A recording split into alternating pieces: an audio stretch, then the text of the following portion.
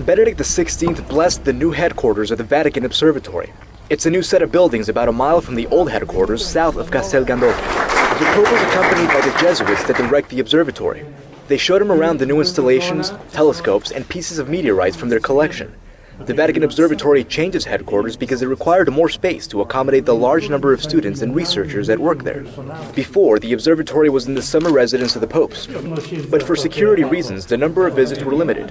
The new center has a conference room, more classrooms, a library, and a space for the Jesuit community that's separate from the space from students and researchers.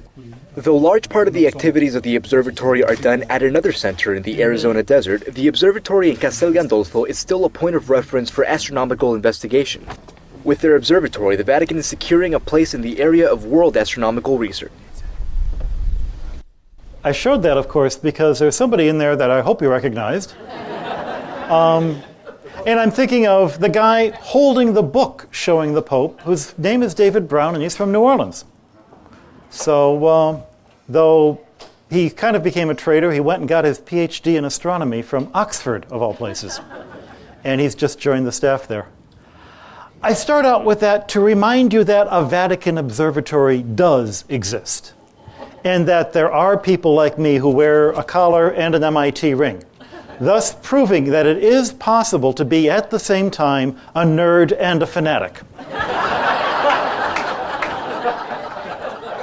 I am a fanatic about my science. I just love it passionately, and I'm a nerd about my church. I enjoy it. I enjoy all the bits and pieces that drive people nuts. When I became a Jesuit, I had already been a scientist for many years. I had been working as a professional for about 15 years at that point. But though I was Catholic, I was always raised Catholic. My mom is Irish, my dad's Italian, and grew up in Detroit. The nuns were the ones who taught me science when I was in grade school, and the Jesuit priests tried to teach me a little bit when I was in high school in Detroit. But, I never made a big deal of it. It was just part of my life. It was just who I was. It was my private life. When I came out of the closet as a churchgoer, so to speak, I was worried about the kinds of reactions I was going to get from my friends and my colleagues. In particular, I did my philosophy studies in Chicago, and because I was in Chicago and I knew there was a great planetary scientist, meteoriticist at the University of Chicago, I thought I'd visit him and at least drop in and say hi, and he recognized me. He's one of these people who's ferocious about if you make a mistake, he's going to jump on you and look for any, way to but a tremendous scientist, just brilliant. And it was a little bit with trepidation that I came in there. And he greeted me very warmly and introduced me to a couple of his students because of the meteorite work I'd done. And then he said, "So what are you doing in Chicago?" And I said, "Well, I'm studying philosophy now. I've become a Jesuit brother." And I could feel the temperature in the room drop 10 degrees. And I figured, well, okay, I was expecting this. So I'm looking for a polite way of getting out of the room. And just before I get up to leave, he stops and says, "Well, were you always Catholic?" Well, yeah, Consolmagno, that's pretty Italian. And suddenly, he was incredibly friendly again. And a few minutes later, he was inviting me to come to his synagogue and give a talk. And I'm like, wait a minute. I thought you were I didn't say this out loud. My first thought was, I thought you were anti-religion, and that's what suddenly dawned on me. Brilliant, with a curly beard, he thought I was Jewish. He thought I had left Judaism. It's not that he was anti-religious. He was very pro-religious. And it was only when he realized that I hadn't violated his religion that he said, this is a fellow soul. I found this over and over and over again. People would come up and say, "You go to church? Let me tell you about the church I go to." And a lot of the times my reaction was, "You go to church? Boy, you'd never know it." But I recognized after a while that the proportion of people who actually do science on a day-to-day basis, not the ones you see on TV, but the ones who do the actual work, the proportion of those who are believers and the proportion of those who are churchgoers is probably no different from the average population from which they come. In Great Britain, where nobody goes to church anymore, it's maybe 10%. In Chicago, I'd say maybe 50%. To me, this was a revelation because, I kind of had thought I was the only one. And my being around was a revelation to them because they kind of thought they were the only ones. Then something else happened while I was in Chicago. I was asked, because I was doing my philosophy studies at Loyola University Chicago, one of the 4 Loyolas in this country, and said, would you like to help out in the RCIA program? This is the basically adult education for people who want to become Catholics. And there was a young engineer whose wife-to-be was Catholic, and he thought he should become a Catholic before they got married. So could I be his sponsor? Great, a fellow a techie, we could talk together. And I went to every one of these meetings along with him, and I thought they were pretty well done. The people running it were all about spirituality and coming closer to God and getting to know God better and accepting that God loves you and accepting that you're a sinner and accepting that those two things are not a contradiction.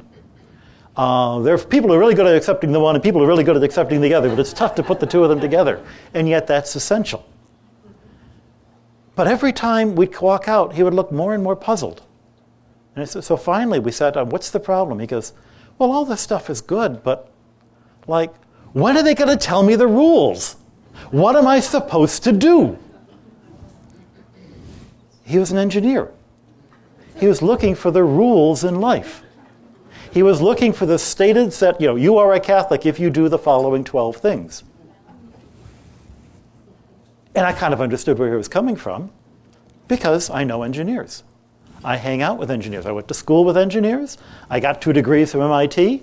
I, hung out in the science fiction club all the time, listening to them discussing the great questions which you only find discussed in science fiction. And in fact, it was at a science fiction convention. I go to these all the time because I love science fiction, and these are my people. Also, it's the one place you can go where you look like me and everybody thinks you're skinny. And a couple I knew, she had gone to MIT, and I'd known her then, and then her husband, who had also gone to MIT, came up to me afterwards and said, Guy, can we talk about something? And I go, okay. I said, well, we've got some questions about religion. And it's not that they wanted to know, how could I be a scientist and a religious person, because they knew I was. The fact that it's possible. I mean, there's one of these great principles of science that they only tell you after you've become a scientist, which is, if it did happen, it can happen. Well, the fact that I was a Jesuit brother and a scientist, they accepted that. They knew that. What they wanted to know was, how do you make it work on a day-to-day basis, facing all the different, how do you make it fit together? They weren't looking for me to try to convert them. They were looking for me as someone who they could use as an example to make it work in their lives. Because though I had known them when they were smart, know-it-all punk engineers, they now had 2 kids. And they were talking about maybe joining a church. They wanted to know what were the mechanics of it. And the title of the book, of course, is The Pun. It's not about the mechanics of God, how God works, the rules, as if God were something subject to the rules of physics. The mechanics are the people, the techies, the people who work in making things work, who have their own way of looking at the universe. The big question to an artist, is it beautiful? The big question to a philosopher, is it true? The big question to a techie, how does it work? And they wanted to know, how does it work? The answer to that question eventually led to the book. And it led to a lot of insights for me about how it works for me, but also how it works for my techies. The book itself, though it has 5 sections, it really only has 3 sections. The first 2 kind of come as a group, the last 2 as a group, and the one in the middle, to my mind, is the best part, because I basically didn't write it, I just reported it.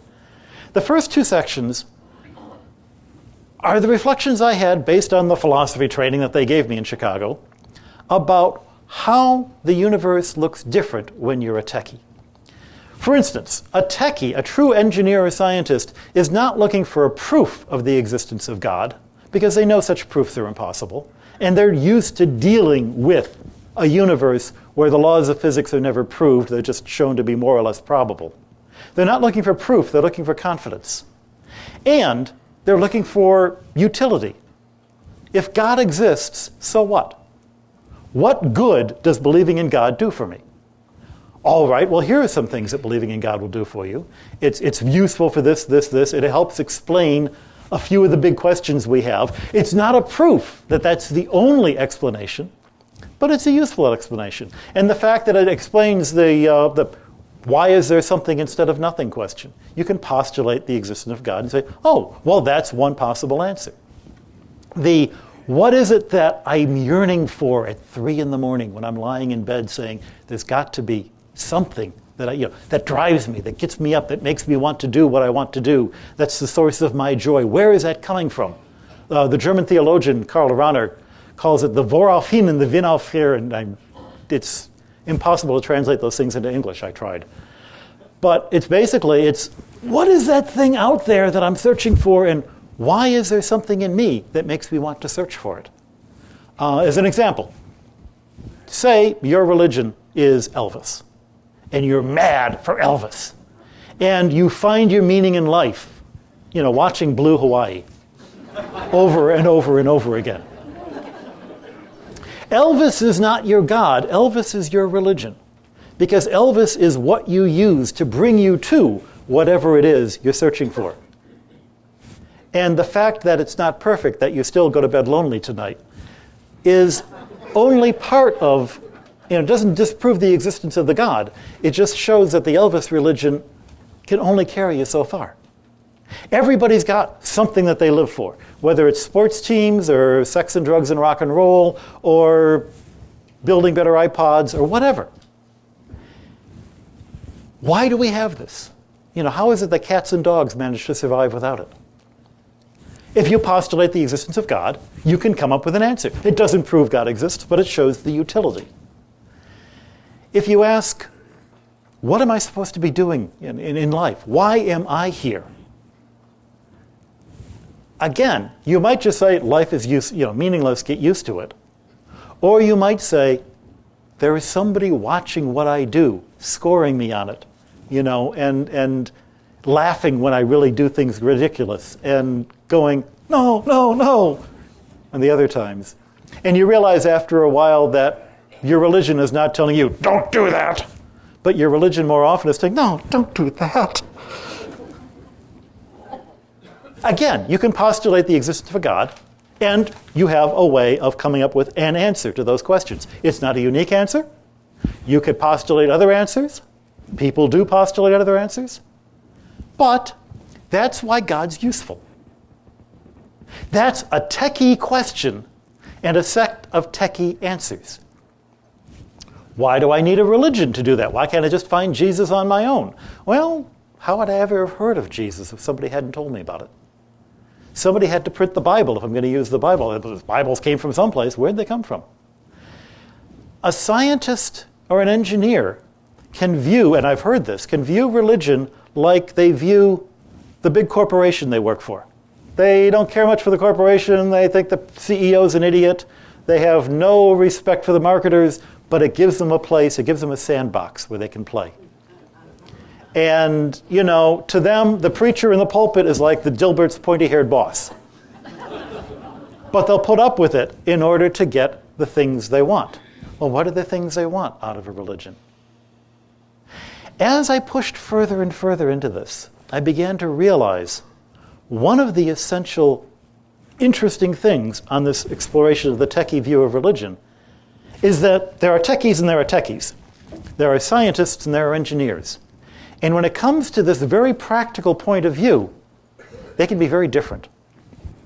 For instance, engineers suffer a lot from what I call smartest guy in the room syndrome. The engineer is more often than not the smartest guy in the room, at least in his own mind. And when you're the smartest guy in the room, what's the point of listening to anybody else? And thus, when you're the smartest guy in the room, the fact that everybody else thinks that something is ridiculous doesn't mean anything to you, because, the fact that I'm smarter than everybody else means that I can believe something that everybody else believes is ridiculous. So these are the guys who are, it's engineers who believe in UFOs more than anybody else. It's engineers who believe in the face on Mars. And sadly, it's often engineers who fall for the most transparent fake versions of Christianity. The guys who, anybody else, you'd go back and you can see that, he's got tilt written across the front of his head. How could you listen to that preacher? But they buy into it because they're so used to being smarter than everyone else that no one can tell them otherwise. Another thing about engineers that you don't run into in science with scientists is they're sticklers for the rules.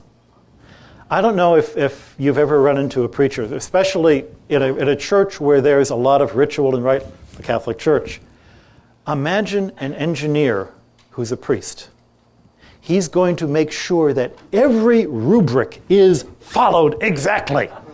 3 steps to the left. I have to hold my hands like that. If I hold my hands like that, it's not valid. They view the world as a giant computer program, and if you drop one semicolon off the end of one line, the entire program is going to crash and it won't function. And even though intellectually they know better, in their heart of hearts, that's the way they act. One of the great fallacies of the engineering point of view is the idea that I can earn my own salvation by following all the rules. If I do everything that's in the Bible that I'm supposed to do, God's got to have to let me into heaven. Because he promised. It wouldn't be fair otherwise. But nonetheless, it's me doing it. Because I don't trust that God to forgive me. I've got to do it myself. And that leads to either this incredible arrogance when you say, well, I've made it and sorry about you guys. Or worse yet, if they're a little more self-aware and they realize, I screwed up again, the same way I've screwed up every time the last 20 years. I'm hopeless. I'll never make it. No one could ever possibly forgive me. Both of those are peculiarly tied into the worldview that sees everything in terms of cause and effect, who sees every action as earning or not earning something. I knew one guy who was madly in love with this girl, and it was Valentine's Day. He went out, even though this was in Boston, he found a place that would sell roses. You can imagine the cost of roses on Valentine's Day in Boston. Bought her a dozen roses. And he said, if that doesn't do it, nothing will. He was right. Nothing will. I have to say, as a postscript to the story, eventually he met the right woman, and they're madly in love after, 30 years now. All of this fed into some presuppositions I had about why and how techies would behave in a church. I thought, what is it that's appealing to me? What might be appealing to other techies? Well, what can churches do that other things can't? They have sacraments. It's a function. Techies are very functional. I'll bet you techies like going to church for sacraments, because those are things that you can do. Techies are very independent. They're sort of antisocial, although they work together a lot. No scientist publishes a paper on his own or her own. I had a lot of these different preconceptions, and I wrote them all up in an article in the Jesuit magazine called America, and that came out in early January of 2005, something like that. After the article was published, as a good scientist, I thought to myself, well, now that I've published the paper, maybe I should collect the data.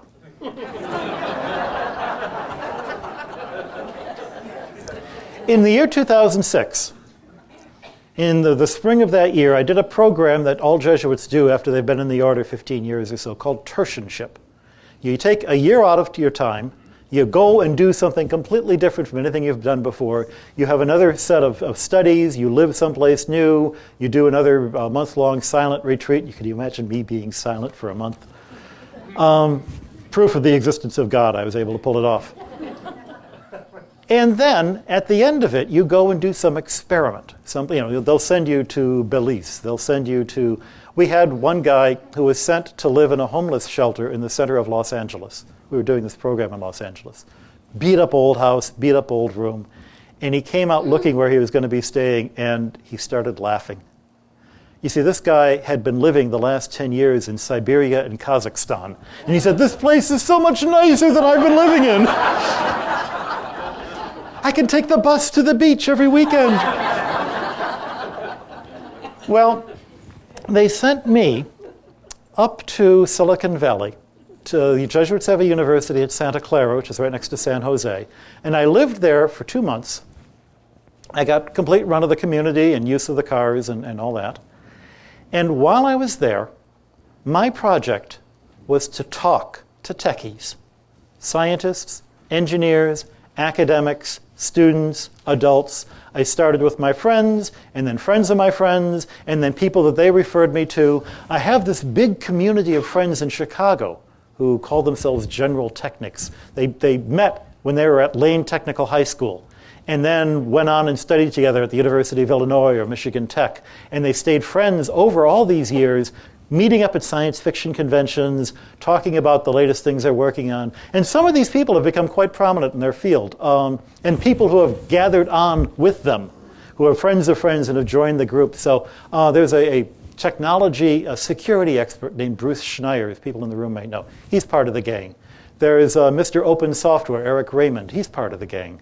There's a guy who works at JPL steering spacecraft, Steve Collins. And the Mars, there was that big IMAX movie about the Mars rovers. When they pan across all the scientists at their terminals, he's right in front with a big GT sticker, right? That's it, General Technics. And if you know your science fiction, you know where the phrase General Technics comes from. I won't bother going into it otherwise. So all of these engineers had friends in the Bay Area, and I started talking to people. And I just asked them 3 questions, Do you believe in God? Why or why not? And what's your experience in that? What's your history? Do you go to church? Why or why not? What are you looking for? Why do you go? What are you getting out of it, or are you not getting anything out of it? And then a 3rd question, just because it had come up in other conversations and it came up in the back of my mind. You're a techie, you're a churchgoer. How do you deal with the fact that there are so many religions out there? When you're studying science, you're basically only studying one science. Everybody learns the same physics, pretty much out of the same book, all over the world, except for quantum physics, where nobody believes in any 2 things. And I once was at a science fiction convention with Robert Sawyer, who's a science fiction writer from Canada, and we proposed a new universe where everybody believed the same religion, but every culture and nation had its own version of physics.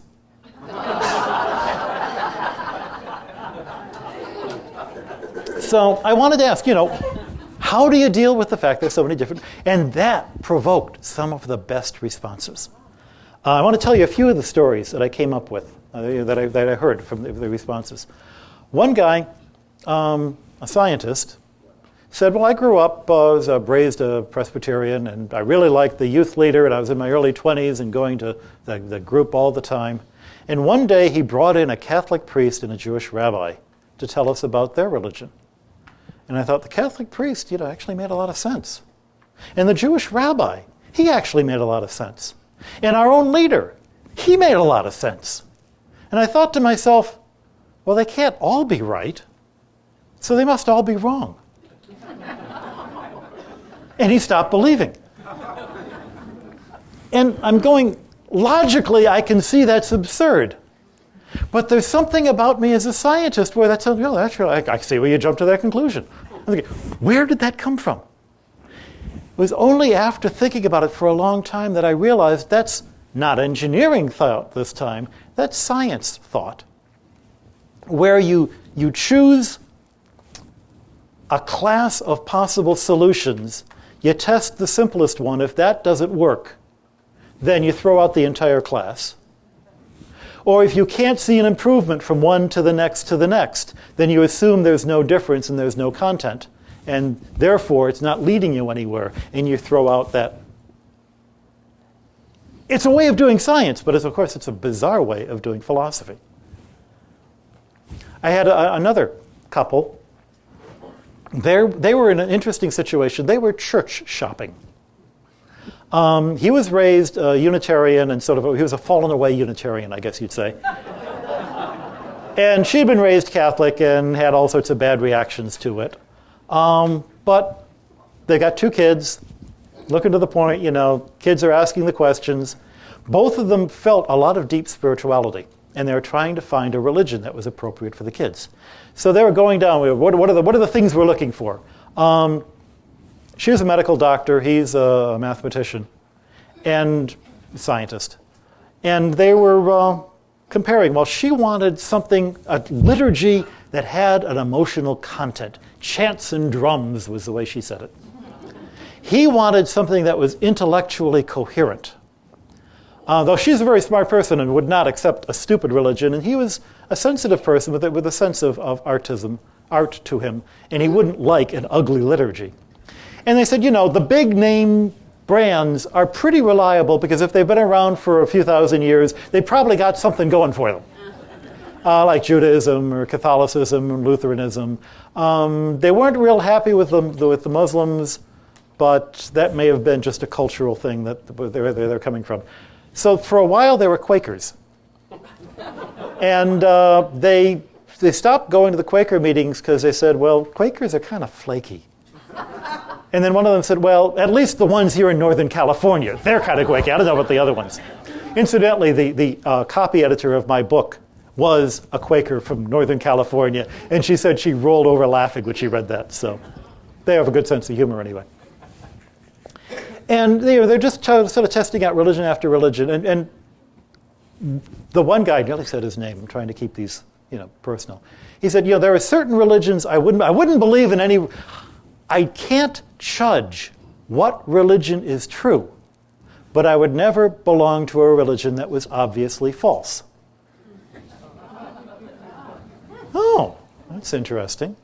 So what religions, I asked him, do you think are obviously false? Northern California. Okay, got to put it in the setting. But especially among the techies here, what do you think were the two religions he named? Obviously false religions in his mind. Scientology, number one.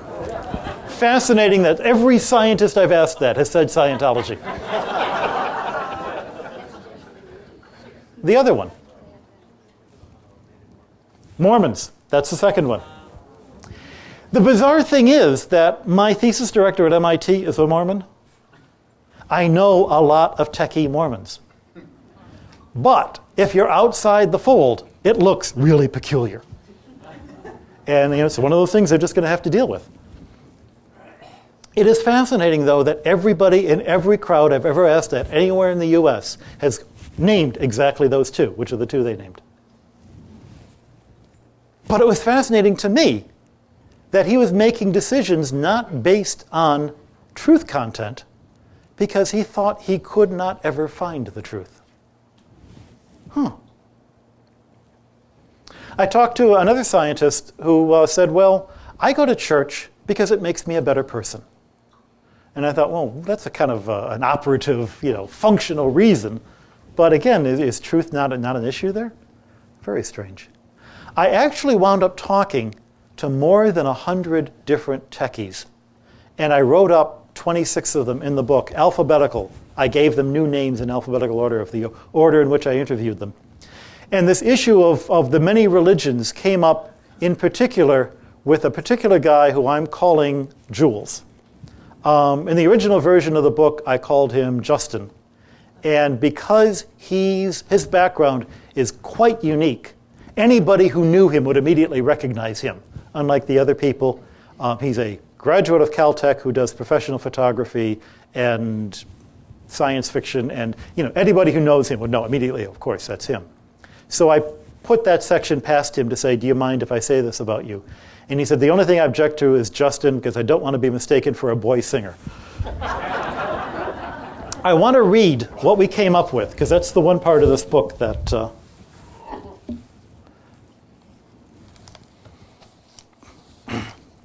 In true techie fashion, he and I start to outline and enumerate the different ways that we see techies approaching the many religions question. Number one, they can't all be true, so they must all be false. You heard that one before. Number two, they are all true. All religions are true, just different descriptions of the same truth. After all churches must be equally true because they all essentially teach the same thing. Now, this is especially obvious if you view religion as essentially a source of ethical rules about human behavior rather than theological truths about God. And then you make the techie assumption that content equals rules. So, if all your churches come up with the same rules, they must be based on the same content, and thus they must all be the same. There was a guy I had interviewed who had been raised a Catholic and then left the Catholic Church when he was a teenager because he said it had too many rules. And then he got married and he joined his wife's church, and now he's a Seventh-day Adventist. Like, too many rules? But he was an example of that. Yeah, they're all the same rules, okay. 3, different religions are like different computer operating systems. They're adapted to different computer platforms. Which one's right for you depends on how you are wired.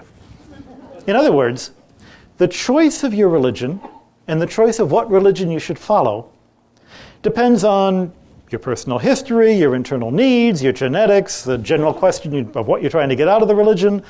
And this isn't the same as rule number 2 that says all the religions are the same, because it says that, well, all religions are equal. One religion is better for you and a different religion is better for you. And like computer systems, some religions have more features than others, but at the cost of a higher overhead and the greater possibility of bugs. Again, the unspoken assumption is that what's important in the differences between religions has nothing to do with how close their theological descriptions of God correspond to reality, either because those differences don't exist or because they're impossible for us to judge. Differences too subtle to be detected by us, lost in the noise of our human limitations. Number 4, possibility number 4.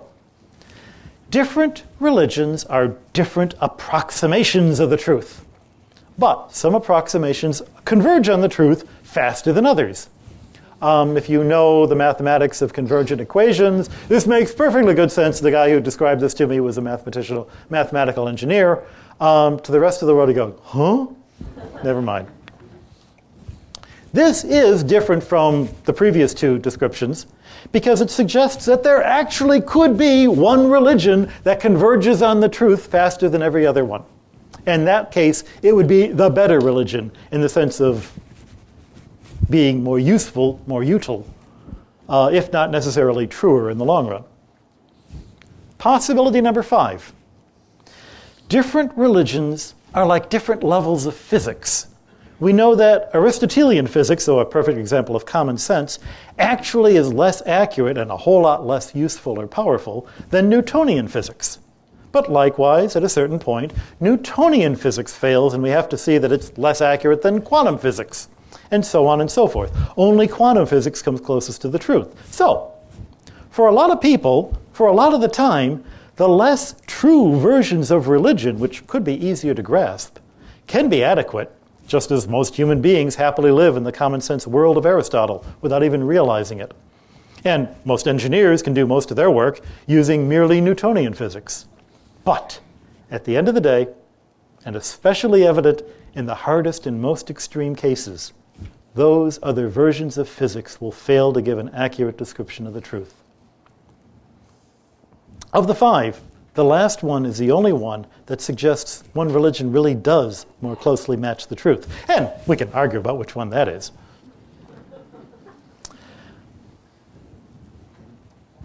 Looking further into those different descriptions, I realized they actually fall into 2 categories. There are the choices that are worried about which religion is the most useful for giving me the things I want, and the people who supported that idea tended to be engineers. And there's the one that describes what religion is closer to the truth. And the people who chose that tended to be the scientists.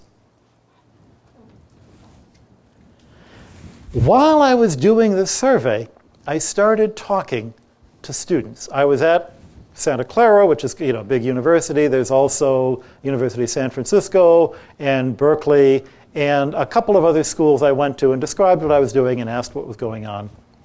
And what I started getting, first out of my friends who were church shopping, and then out of the fellow who joined the church because it was his wife's church, and more as I was talking to the adults, I was getting the sense that, why do you belong to a church? Well, it's a place to take the kids. Well, it's a place to socialize. Well, it's a place to fit in. Well, doesn't truth have anything to do with this? So I was talking to the kids, and the kids were just the opposite. They were, in some cases, leaving the church they'd been raised in because they were worried about, is it true? These other questions were raising doubts in their hearts. And they were trying to figure out how to deal with it. It all seems to be rules. It has to be more than just rules. Well, of course, if you're an engineer, it is more. It is rules. They can't believe that it's more than just rules. So I said, what's the difference between going to church on Sunday and going to a bowling league? Well, your purpose in life is to knock down pins and drink beer. And they were puzzled by that because that's all they saw religion being. I realized there was a real split, not only between the scientists and engineers, but between people in their 20s and people in their 40s. People in their 20s are looking for truth and skeptical of what they're finding in religion. People in their 40s are looking for something other than truth. And I thought, this is crazy. I was talking at Apple Computer to an engineer there. Apple Computer, they're very familiar with evangelical religion.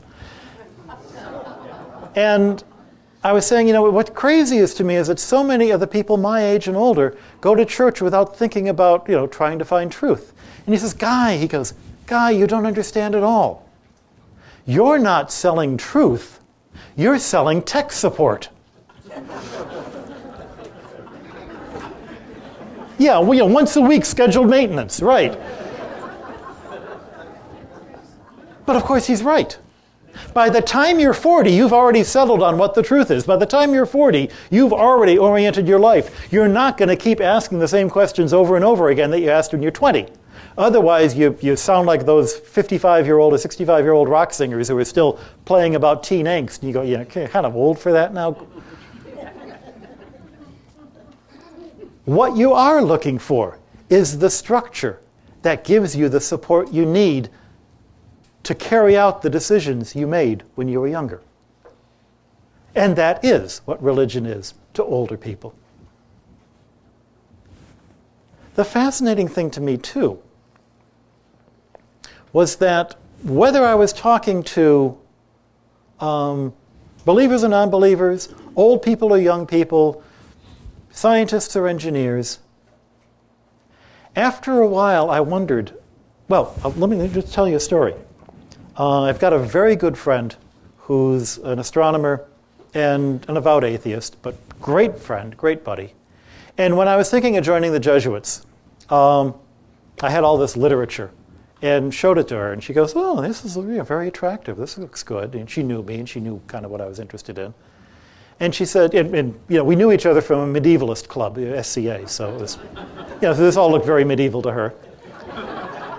And she says, this looks really good, she says, except for all the God stuff, Aside from that, this Jesuit order looks really good. And I'm wondering, with my friends who are joining churches or belonging to churches in their 40s, is it the God stuff? The difference between belonging to a bowling league and a church is, in fact, the God stuff. My friend's husband, in fact, when discussing religion at one point, said, I guess it's a great comfort to belong to a church. I was discussing this with another friend, another Catholic, and mentioned it to her as, kind of the reaction my buddy was giving. And she looked at me and she said, comfort? Hell. Anybody who's belonged to a church knows it's no comfort to it. To believing that this stuff actually matters, that our life matters in a cosmic sense, there's nothing comfortable about that. But why we do it is, in fact, the God stuff. And what's more, of all the people I talked to, there was no one who looked blankly at me when I asked the questions. Because really, the questions I was asking are no different from the questions that everybody asks, and not just scientists, and not just engineers. What am I doing in life? Why is there something instead of nothing? What should I be doing with my life? I wrote the book thinking that I was going to come up with maybe some new insights either into religion or into being a techie. And what I discovered is, though I think I have those insights, techies are less distant from the rest of the world than I might have thought. We can belong to the same churches. We can contribute to our parishes, though I have to put in a plug here. Anybody who's active in a parish of one sort or another, look around and find the techies among you and invite them to become, set up a telescope in the church parking lot some Sunday evening. Seriously. One of the big issues that we have in this world of science and religion is that there's way too many religious people who are afraid of science. And the only people who can convince them otherwise are scientists who happen to belong to their church, because it's only those people that they're going to trust. I'll tell you a story that's not in the book, but an important moment in my life. I have a friend who teaches at College of Charleston, South Carolina. And in Charleston, around the year 2000, there was a proposal for a syllabus for teaching science in the K through 12. And it included really good science. You have to have a solid understanding of what is evolution when people say that. What is modern cosmology? It doesn't say you have to believe it, but you sure better know what it is. And she was worried because the final step of approval for this set of standards had to go before the state school board. And the chair of the state school board came from the town where Bob Jones University is. And she was worried.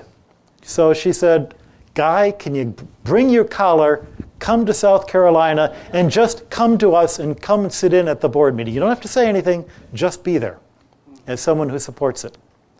And so I flew down to Charleston, we got in a van, we drove up to Columbia, and it was like a bad joke. We had a Catholic, a Protestant, a Jew, a white, a black, a Hispanic. It was one of everything, all sort of, we all stop at a bar, and we got to the meeting, and we all introduced ourselves. Everybody went around and introduced themselves. They discussed the proposal. It passed unanimously. Afterwards, the woman from Bob Jones University town came up to me and said, "You're a Jesuit and an astronomer. That's so wonderful. I think the work you guys are doing is so great." And, an entire lifetime of anti-Southern prejudices was shattered in one moment.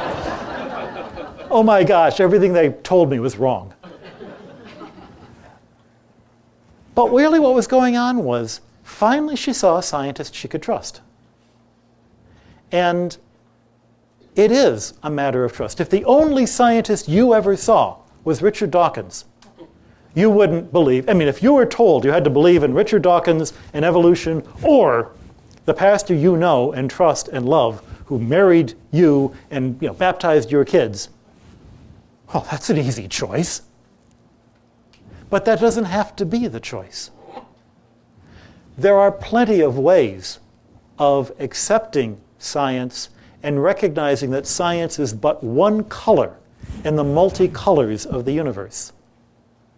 And that looking at the universe only through the filter of science is looking at a monochrome universe. But frankly, looking at it only in the color of your church is also a monochrome universe. There is a wonderful folk tale in Judaism, and the title of the tale tells the entire story. It's called Loving the Torah More Than God.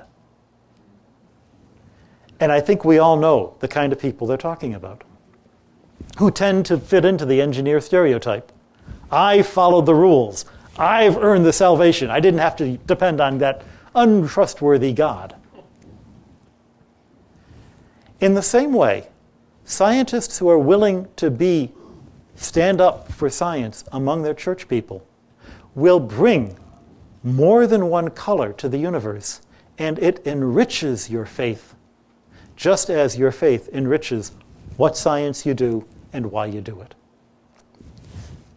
That's my story of the mechanics of God, and I'm open for questions. Thanks for coming.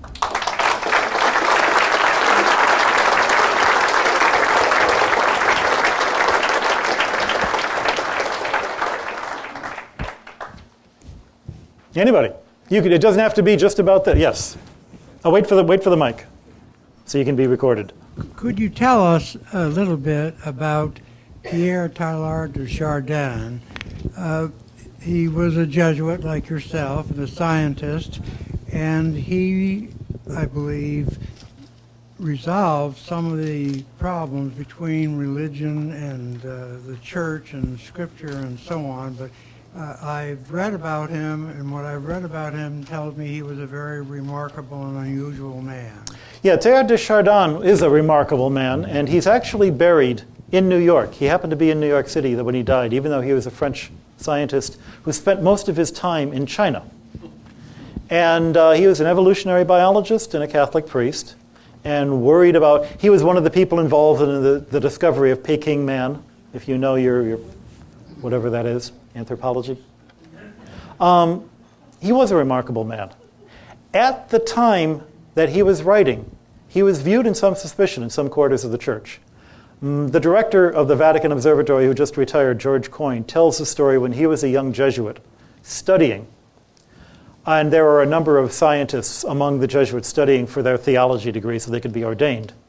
The director of the Theologate called in all of these young Jesuit scientists and said, "Here's a series of books by Chardin. We've been instructed by Rome to warn you about these books. So I'm putting them on a special shelf over here in the library so that you can know that they're there and don't stumble onto them by mistake."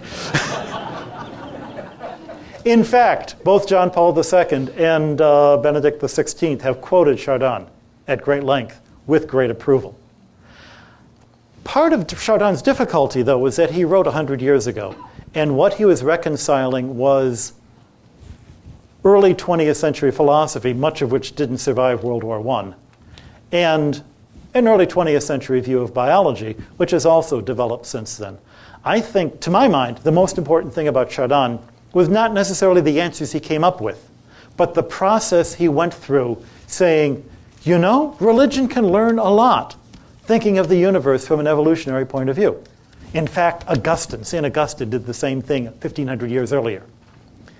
And we should be willing to explore, where does this go? How does a universe that has 13.7 billion light years in every direction and an enormous 10 to the 11 galaxies, every one with 100 billion stars, that's one with 22 zeros after it, number of stars, how does the salvation of Jesus Christ, what does that mean in this size of a universe? You can say either, well, the universe is so big, then everything I've been taught is nonsense. Or you can say, the universe is so big, everything I've been taught is a whole lot richer than anybody ever recognized, including the people who are teaching me that. And so I think that's where he was going. There's one wonderful story, of course. Chardin was a biologist and a geologist and a priest, so he was expert in Latin. When he was in China, he was standing with some friends by the side of the road near the Peking Zoo. They were heading back into town. This was in the 1930s. And they saw a sign in Roman, English letters, spelling out next to the side of the road, and it read, "Sub lapidicum." Sub is Latin for under. Lapis sounds like rock. What does this mean, sub lapidicum?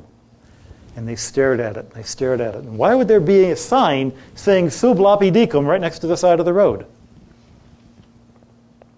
Finally, Teilhard looked up and he broke out laughing. And he said, "It's bus, municipal bus, spelled backwards."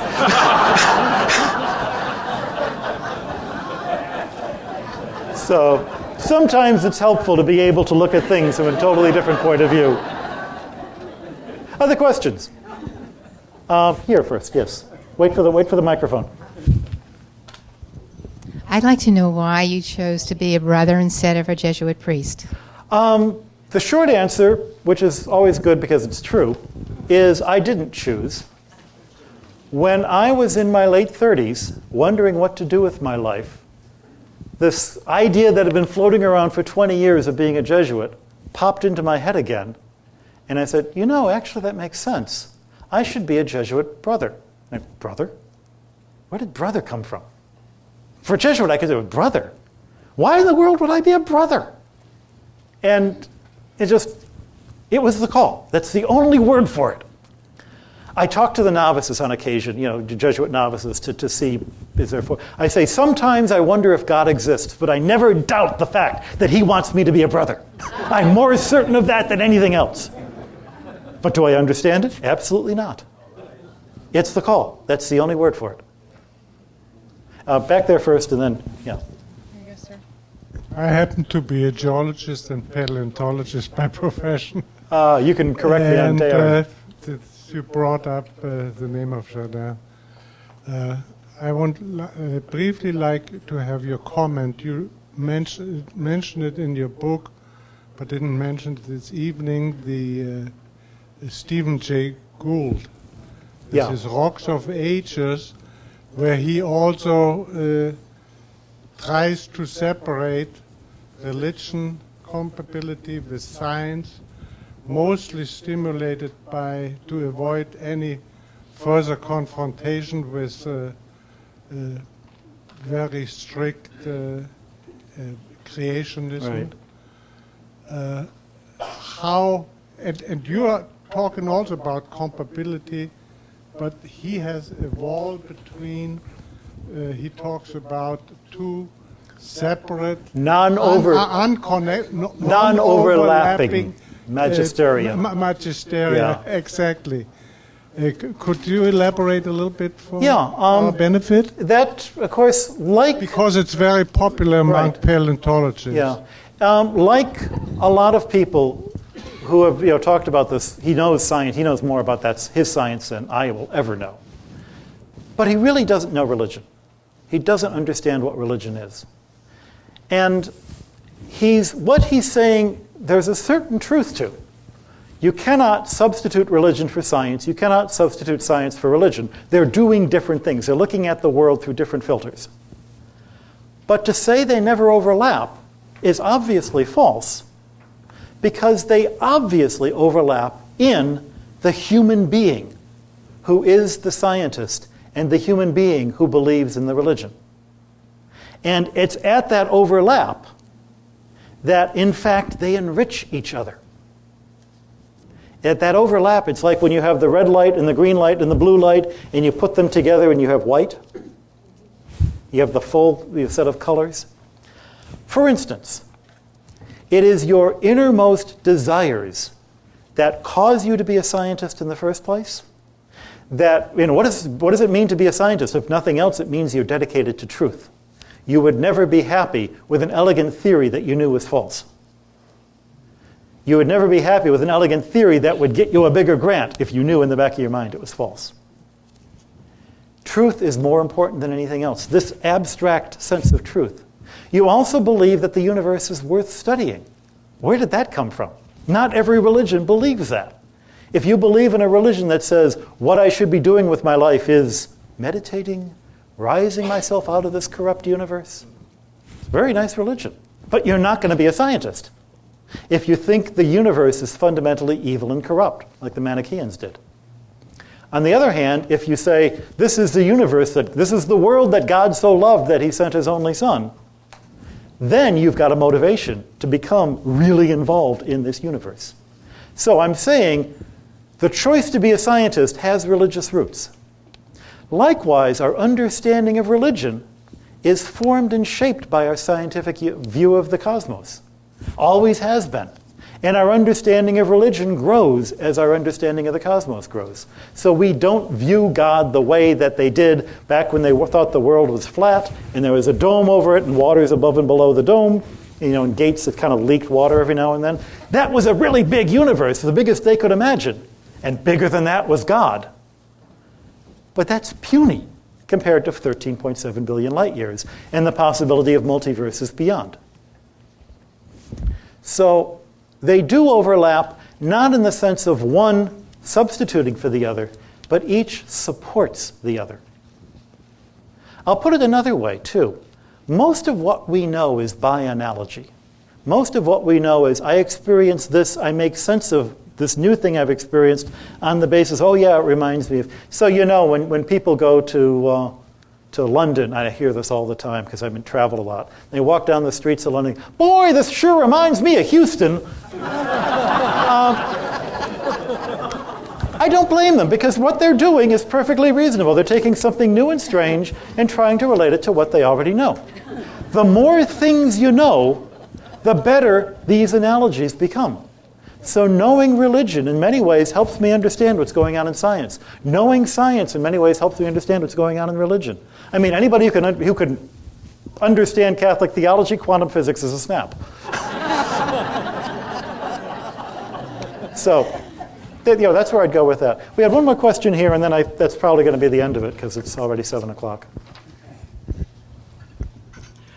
Yes, you slipped in 2 scientific ideas of UFOs and the face on Mars. Right. And being here in Pensacola and also Gulf Breeze being a UFO hotspot, I was wondering if you can comment on the Vatican and the Catholic Church views on ufology, and also maybe some of the teachings of Monsignor Balducci, and also relating even the Vatican's or papal being interfaced with some of the extraterrestrial entities and things. Yeah, well, that Monsignor has gotten a lot of coverage. There are lots of Monsignors. I like to say that, and there are lots of statements that claim to come from the Vatican. So you don't hang your entire theology on one particular person's statement from someplace. They don't all carry the same weight. I was asked by a group called the Catholic Truth Society, which sounds very ominous, except in fact it's a well-known publishing house in London. It's been around for a couple of hundred years. And they asked me to write a little booklet like you buy in the back of churches, 10,000 words, what the Catholic Church teaches on aliens. And I said, they don't teach anything about aliens, one way or the other. You know, how can I do that in 10,000 words? But I did. And what we found, and I dug in and started trying to find out what other people said. Certainly, when it comes to UFOs, if you take what the letters UFO stand for, unidentified flying object, there are lots of things in the sky, lots of things that we don't identify easily, and they're objects. Of course, in that sense, they are UFOs. Once you identify them, they're no longer UFOs. If you identify them as, little green men from Mars, then they're no longer UFOs. They're now spaceships with little green men from Mars. I have a certain hesitance to jump in feet first and say, no, it's all fake. Even though in the back of my mind, that's what I think. And the hesitance comes from this. I work in meteorites. For several hundred years, the best scientists scoffed at the idea that meteorites, rocks, actually fall from the sky. President Tom Jefferson, who fancied himself a scientist, is quoted as having said, I'd rather believe that Yankee professors lie when they reported a meteorite fall in Connecticut. I'd rather believe that they're telling lies than that rocks actually fall from the heavens. But we now know they do. And so we had to change our mind. Things that we thought were impossible turn out to not be impossible. Nonetheless, if you asked me to give odds, I'd say the odds are really slim. Because the reason we believe in meteorites is that we've got the rocks in our hands. And everybody can take a meteorite and do the tests they want to, and they all come to the same conclusion. So, after a while, the evidence built up. Will the evidence ever come of creatures from another time, another space, another dimension? I'm not going to say never. I'm just saying at the moment the odds are slim. Nonetheless, with 22 zeros after it number of stars in the universe, the odds that none of them have life are ridiculous. The odds that none of them are intelligent life are ridiculous. So how do we reconcile that with the salvic mission of Jesus Christ on earth, with God the Creator? Well, in some ways you can look to medieval theology. Thomas Aquinas wrote about the traits of the human soul. We say that human beings are in the image and likeness of God. What do we mean by that? Obviously, it's not the same number of limbs or fat or skinny or whatever. It's the human soul, which has intellect and free will. It is self-aware, it is aware of other creatures, and it is free to choose to love or not love those other creatures. It is free to choose or not choose to love God. Any entity that can do that has a soul. There may be computers in this room that qualify. I don't know. That being the case, that blue thing that you see overhead during the daytime is not an impenetrable shield separating us from the rest of the universe. Rocks fall down through it. I call them meteorites. Rockets go up through it. We are all part of the same universe, created by the same God. The assumption we make as scientists is that the laws of physics are the same here as they are out there. Why not the laws of right and wrong? Why not the laws of truth and non-truth? No reason to think otherwise. So I don't call them aliens. If you say, I don't believe in aliens, it's because I don't think that they are alien. But rather, they're our cousins, our brothers. And I'm happy to say that. The director of the observatory is happy to say that. The popes haven't spoken on it, and I don't think they're likely to. So the best we can do is, just wait and see. Somebody once pointed out that, the idea of the fall and the original sin and what that really means if you don't have the Adam and Eve story, how do you make sense of that? And he says, well, if we discover aliens, we're going to have to come up with a new theology of original sin, but since no two theologians agree on original sin now as it is, that won't be any different. It'll be fun to find out. But we're going to have to wait and see what the universe tells us, rather than trying to impose our expectations on the universe. God has a way of surprising us, and that's why it's so much fun to be a scientist. Thanks, you all.